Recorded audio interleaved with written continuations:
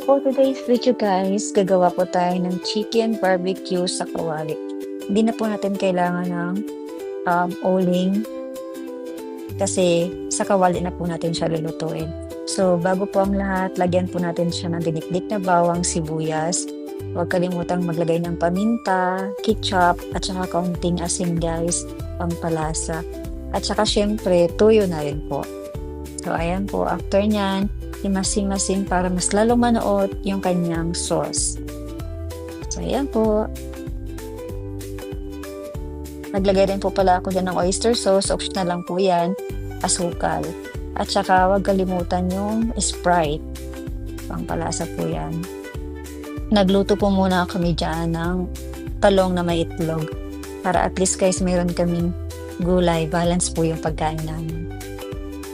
After 30 minutes guys, ayan, nagpainit na ako ng kawali, tsaka nilagay yung 3 hita ng manok.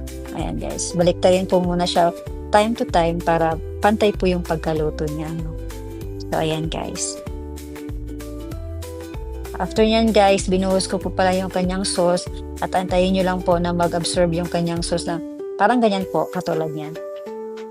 Ayan na, kain na po guys. Nagustuhan naman po nila, sabi nila masarap daw. So ayan. Thank you for watching guys. Please subscribe.